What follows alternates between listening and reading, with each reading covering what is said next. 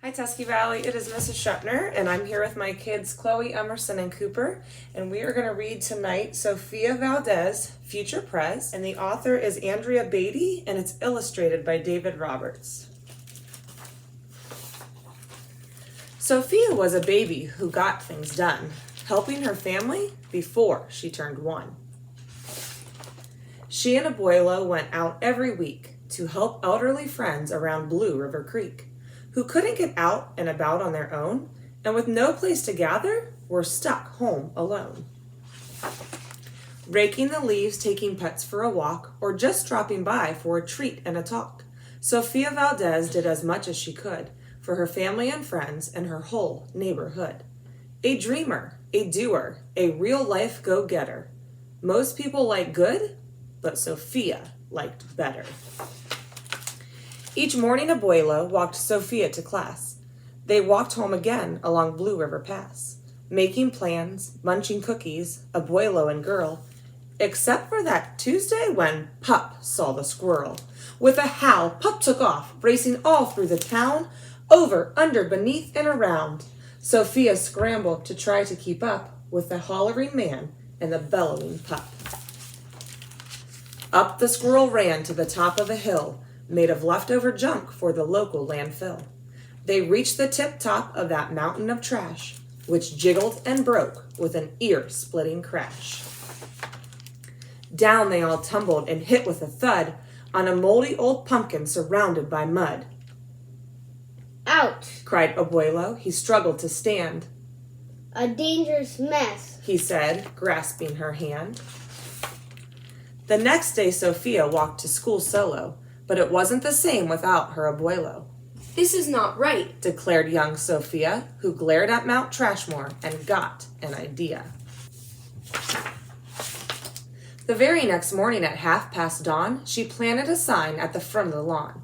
She stood back and smiled, and Pup gave a bark. "Get rid of Mount Trashmore. Let's build a new park."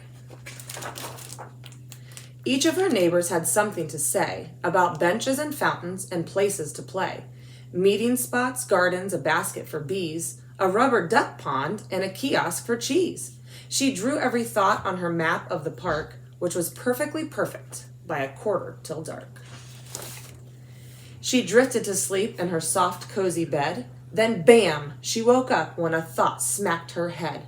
Her heart skipped a beat as she realized each one of her neighbors had said, "Let me know when it's done." They all thought Sofia could build it alone. But how could one girl do so much on her own?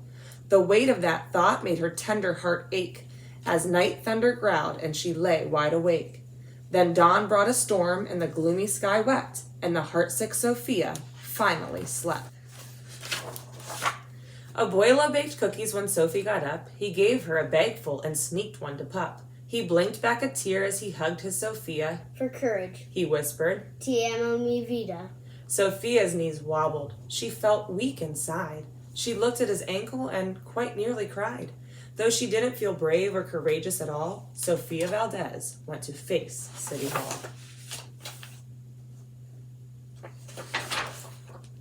The mayor's office sent her to room 401, the Blue River Creek Department of Fun, which sent her downstairs to room 302, the office of duck ponds and cool things to do.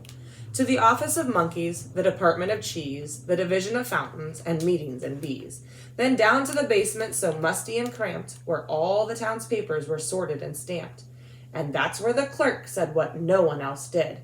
"You can't build a new park. You're only a kid." The words smacked Sofia deep down in her heart. Her plan was kiboshed before it could start. I think said Sofia. that law's wrong." But her second-grade voice didn't sound very strong. The clerk said, "Clearly it can't be done. Do you have any questions?" Sofia said, 1. If you were me and if I was you, and he was your grandpa, what would you do?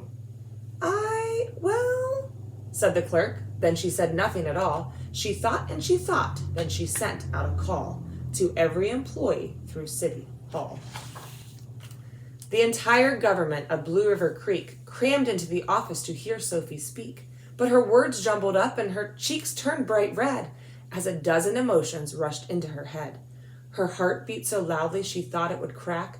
The crowd leaned in closer. Sophia leaned back. Then her arm brushed the edge of the old cookie sack. And that was the moment when Sophia first knew being brave means doing the thing you must do, though your heart cracks with fear, though you're just in grade 2.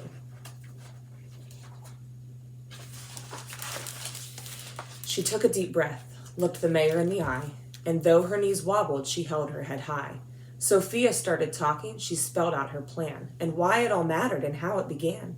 And once she got rolling, she had lots to say about meeting spots, monkeys, and places to play, and other ideas for things they could do to help the town elders and other folks too. She had thoughts on the library, thoughts on the zoo, and perhaps a way to combine the two.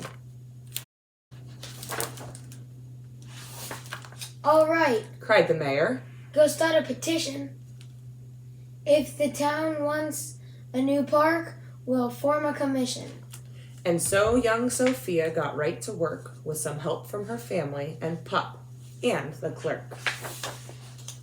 Then others joined in, not all but a few, like Miss Lila Greer and the kids in grade 2. Hearings and surveys and taxes to figure, then bulldozers, cranes, and a blue bigger digger. They all built that park. That's how it got done, with the hard work of, by, and for everyone. But it began with a dream of one person, just one, who laced up her shoes and then led the way to help Blue River Creek get a new place to play. Now every evening till long after dark, the town comes together at Citizens Park. They all hold this truth to be self-evident, that Sofia Valdez could grow up to be president.